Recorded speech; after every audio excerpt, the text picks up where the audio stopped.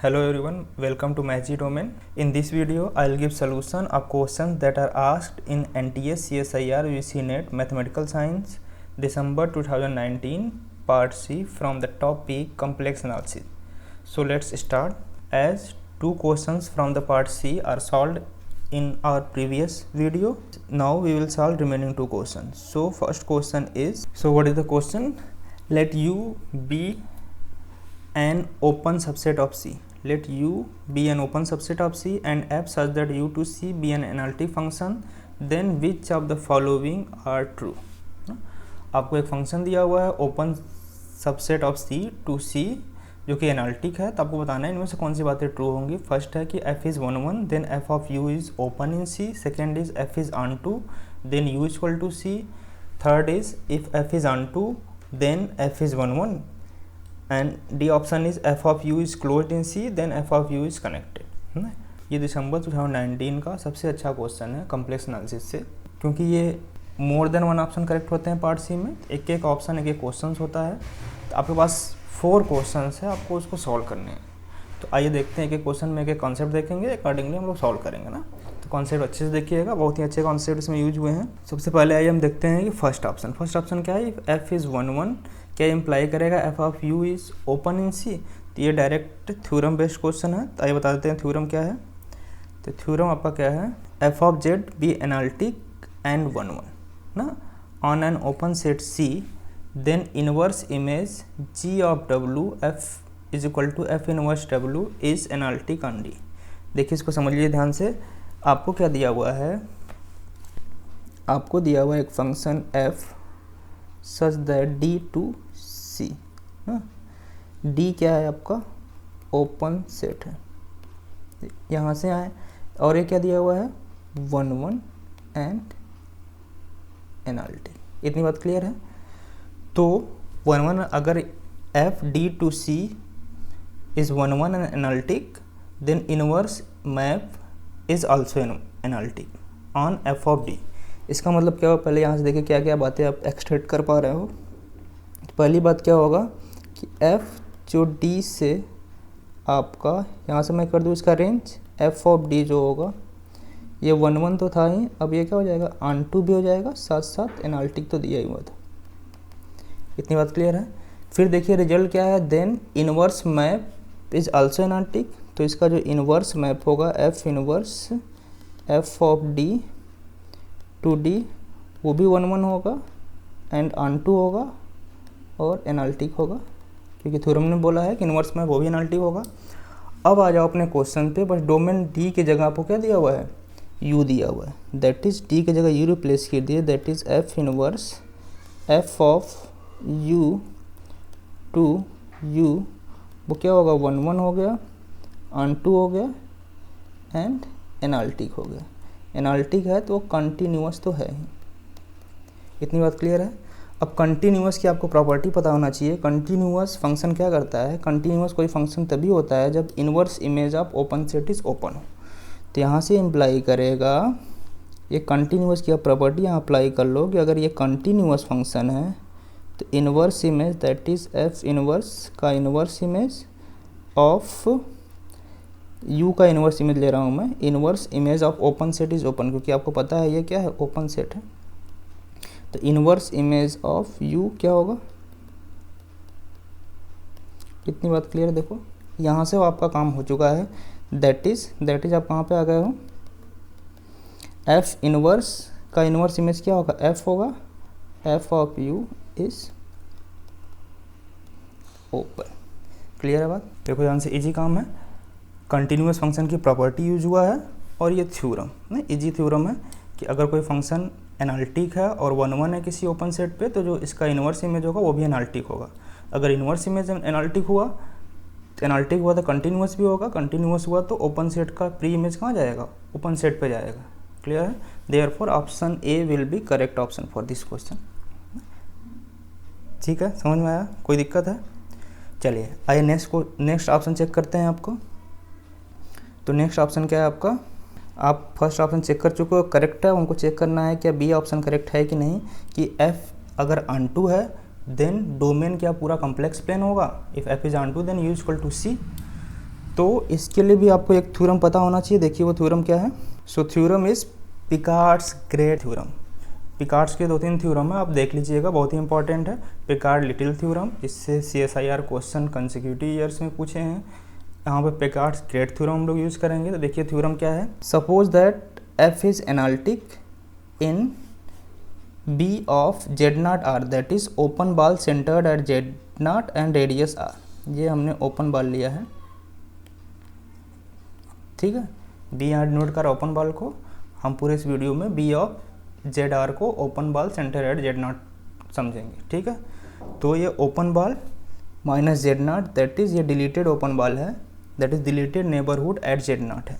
Suppose that F is analytic in deleted neighbourhood of Z0 and Z is equal to Z0 is an essential singularity of F। देखो यहाँ singularity का concept use हुआ है, तो मैं assume कर रहा हूँ सिंगुलरिटी का कंसेप्ट आपको क्लियर है। कौन सी सिंगुलरिटी कब होती है, कब इसेंशियल होती है, कब रिमूवल होती है, कब पोल होता है, क्या होता है, जो भी बातें होती है वो देख लीजिएगा ना। इस क्वेश्चन को कराना है तो देखिए ध्यान से। इसेंशियल सिंगुलरिटी आपको पता है, अगर तो मान ले रहा हूँ पता है आपको, तो is an essential singularity of F then देखो ध्यान से, C minus image of F of deleted neighbourhood of Z0 is a singleton set. देखो इस थ्योरम को ध्यान से समझ लो।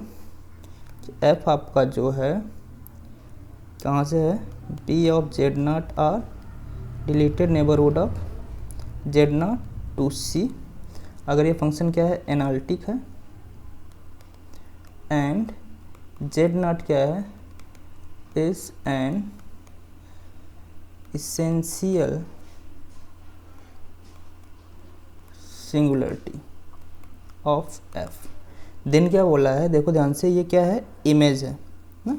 जो इमेज का सेट होगा, इमेज के सेट में से केवल एक पॉइंट आपका क्या होगा, रिमूव हो सकता है, दैट इज आपका, अगर यहाँ से चलते हो Z0 मान लो कहीं पे है, Z0 ये नेबरहुड लिया, ओपन नेबरहुड, यहाँ से आपको जाना है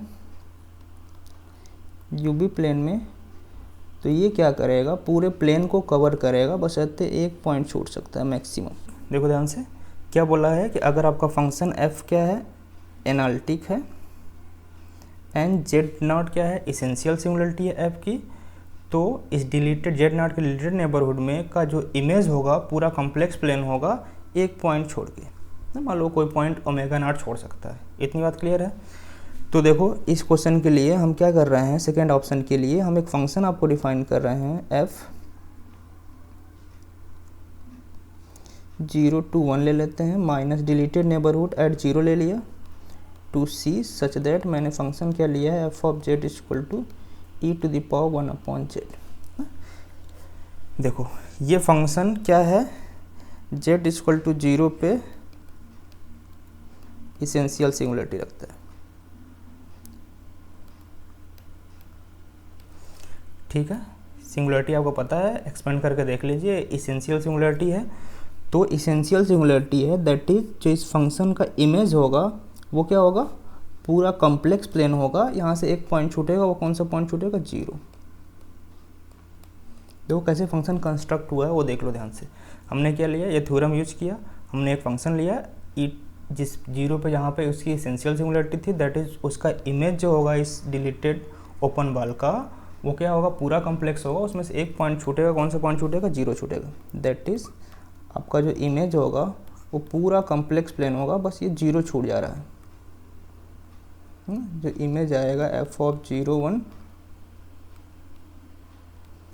ठीक है, ये पूरा कॉम्प्लेक्स प्लेन होगा, आपका ये 0 छूट जाएगा। इतनी बात क्लियर है। तो अब देखो मैं एक नया फंक्शन डिफाइन कर रहा हूँ, F deleted neighbourhood at 0 union, ठीक है।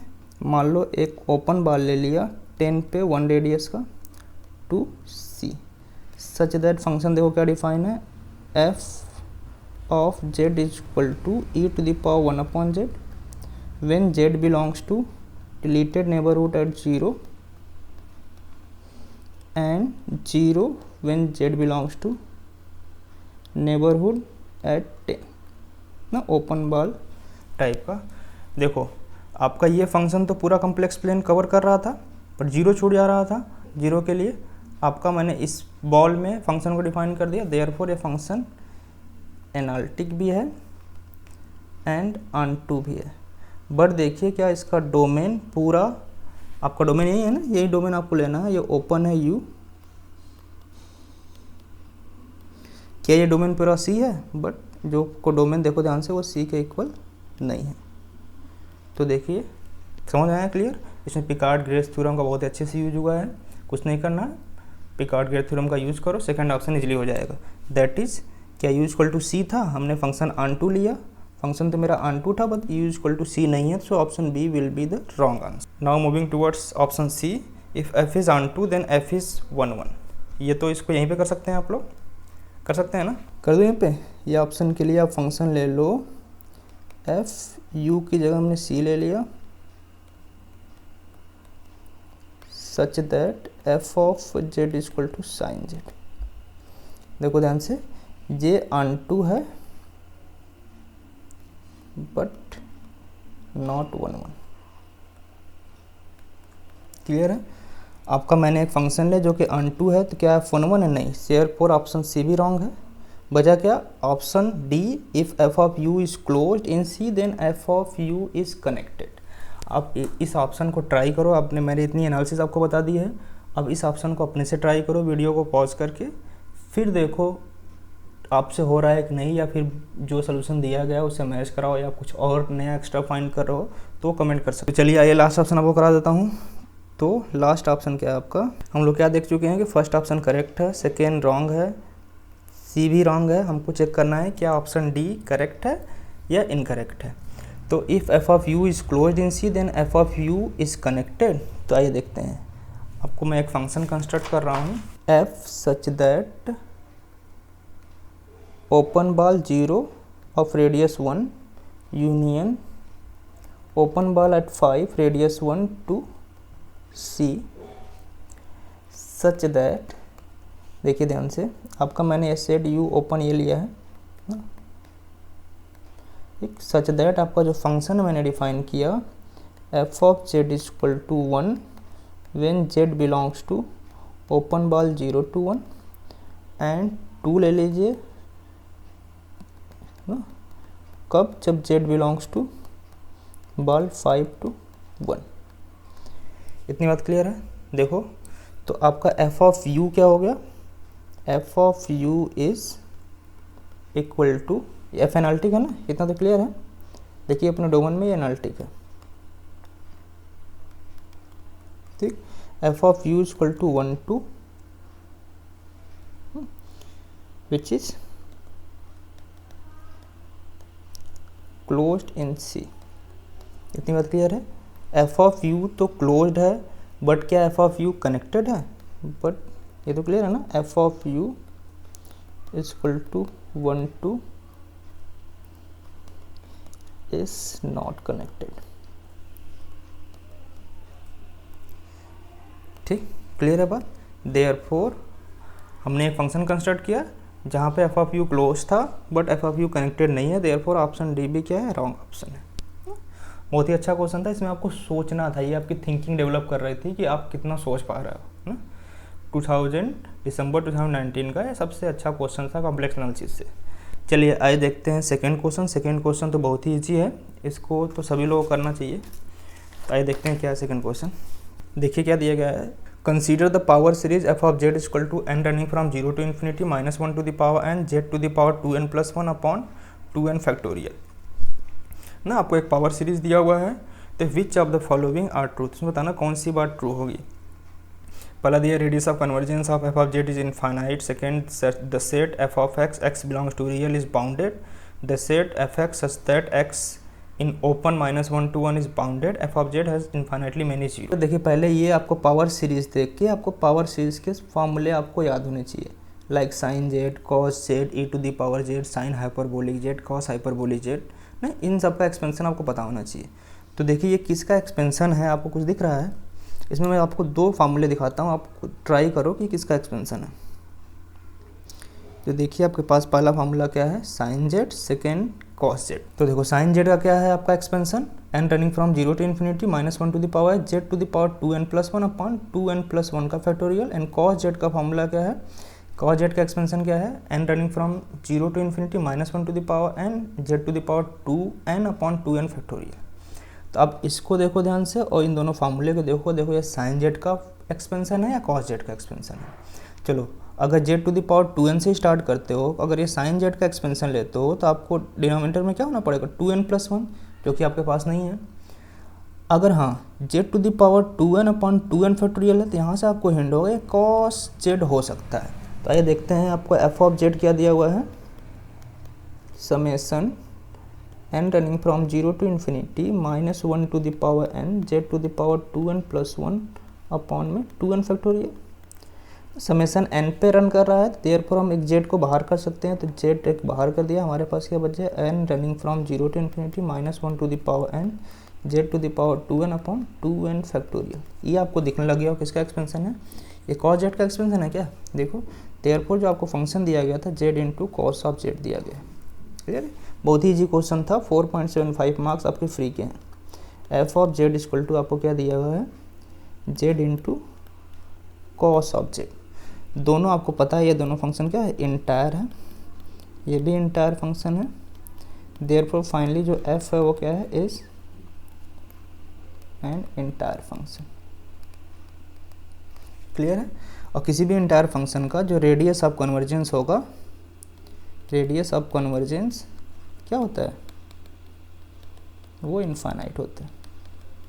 ये तो बात क्लियर होगा, किसी भी इंटायर फंक्शन का जो रेडियस ऑफ कन्वर्जेंस होगा वो इनफाइनाइट होगा। ये इजी काम है, therefore option A will be the correct option for this question. Moving towards option B, the set F X X in R is bounded. ये भी इजीली आप चेक कर सकते हो। आपको क्या चेक करना है, आपको एफ ऑफ जेड पता है, जेड कॉस ऑफ जेड, यहाँ से आपको एफ ऑफ एक्स पता चल जाएगा, क्या आएगा x into cos of x. जब x रियल नंबर है तो आपको बताना है ये जितने मिलेंगे इनका इमेज क्या बाउंडेड है। तो हम देख लेते हैं क्या ये बाउंडेड है। बाउंडेड होने के बाउंडेड का डिफिनेशन आपको पता है ना, मॉड ऑफ एफ एक्स क्या आ जाएगा, mod of X into cos X. X अगर रियल है तो कॉस एक्स की value less than equal to 1 होगी, दैट इज़ ये नंबर किससे छोटा होगा, x से छोटा होगा। तो आपको दिख गया होगा अगर x इन्फिनिटी की तरफ जाएगा तो ये इन्फिनिटी की तरफ जाएगा। देयरफॉर ये जो सेट है वो बाउंडेड तो नहीं है। देयरफॉर जो आपका सेट है F x, x belongs to real number, that is x into cos x such that x belongs to real number is not bounded ना। So option B is wrong option ना। चलिए moving towards option सी। तो आप देख चुके हो first option correct है, option B wrong है। आपको चेक करना है C option F X such that X in open -1 to 1 is bounded. ये भी चेक कर लेंगे आप लोग, वीडियो पॉज कर लीजिए, चेक कर लीजिए, देखिए सारे ऑप्शन आप वेरीफाई कर सकते हैं। अब आपको भी फंक्शन आपको पता चल चुका है। तो आपके पास फंक्शन क्या है, एफ ऑफ जेड क्या था, Z into cos of Z, which implies that F of X equal to X into cos of X. तो आपको देखना है क्या ये सेट बाउंडेड है, दैट इज व्हेन एक्स -1 से 1 के बीच में है। तो आपको देखना है एफ एक्स बाउंडेड है कि नहीं, यहीं चेक करना है तो चेक कर लेंगे फिर से वहीं। F of X equal to X into cos of X, bounded के लिए आपको डिफिनेशन पता है इसका, मॉड किसी अगर रियल नंबर से छोटा है, पॉजिटिव रियल नंबर से, तो बाउंडेड हो जाएगा, which is equal to mod of X into cos of X which is less than equal to mod of X which is less than 1। Since X is less than 1 and -1, therefore mod of X is less than 1। मतलब clear है, यहाँ से दिख गया होगा। Therefore जो आपका set है F X such that x -1 to 1 is bounded. ये जी काम था ये, तो ऑप्शन सी करेक्ट हो गया। चलिए देख लेते हैं लास्ट ऑप्शन। तो आपका लास्ट ऑप्शन क्या है भाई, लास्ट ऑप्शन चेक करना है F of Z has infinitely many zeros. तो एफ ऑफ जेड के आपको जीरो चेक करना है। तो एफ ऑफ जेड आपको क्या पता है, Z into cos of Z, इसके जीरो पता करना है तो इक्वल टू जीरो। देखिए यहाँ से जेड के चॉइसेस क्या आ रहे हैं, तो यहाँ से ये इम्प्लाई कर देगा जेड इक्वल टू जीरो होगा, या आपका क्या होगा cos of Z equal to zero होगा। तो ये दिस इम्प्लाइज दैट, या पहले ये देख लेते हैं ये क्या इम्प्लाई करे, कॉस ऑफ जेड कब जीरो होता है, odd multiple of pi by 2 पे क्या, यहाँ पे n belongs to set of integers. Integer का सेट क्या होता है?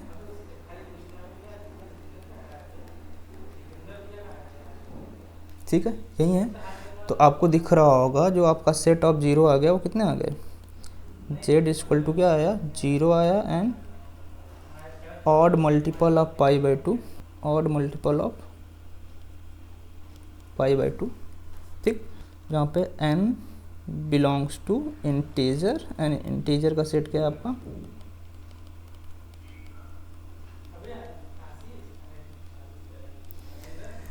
ठीक, देयरफॉर देखो कितने जीरो आ रहे हैं, तो ये कितने हैं टोटल? तो इनफाइनाइटली मैनी जीरो जी।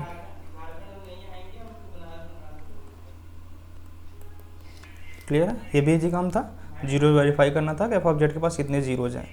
तो इसके पास आपके इनफाइनाइटली मैनी जीरो हैं, तो ये ऑप्शन आपका क्या होगा? डी करेक्ट है। फर्स्ट करेक्ट था, सेकेंड रॉन्ग है और थर्ड हम लोग चेक कर चुके हैं, ये भी करेक्ट है। ठीक है, तो ये सबसे इजी क्वेश्चन था वैसे पार्ट सी का, इसको तो सभी लोग करना चाहिए था। पार्ट सी में कम्प्लेक्स एनालिसिस 4 क्वेश्चन पूछे गए थे। पहले वीडियो में मैंने 2 क्वेश्चन करा दिया था, इसमें 2 क्वेश्चन कराया। इसमें पहला क्वेश्चन तो बहुत ही इंपॉर्टेंट है, इसमें आपको कई कंसेप्ट सीखने को मिला होगा। पहले वीडियो में भी आपने यूनिकनेस थ्योरम, आइडेंटिटी थ्योरम का यूज़ सीखा है, जिससे आपको CSIR कई बार क्वेश्चन पूछते हैं। सो ये सारे कंसेप्ट बहुत ही इंपॉर्टेंट थे, आपको याद रखना चाहिए। CSR से क्वेश्चन हमेशा पूछ रहा है। सो गाइज, अभी तक आप लोगों ने इस चैनल को सब्सक्राइब नहीं किया तो सब्सक्राइब कर लीजिए और बेल आइकन को प्रेस कर दीजिए, जिससे आपको लेटेस्ट अपकमिंग वीडियो मिलती रहे। Thank you.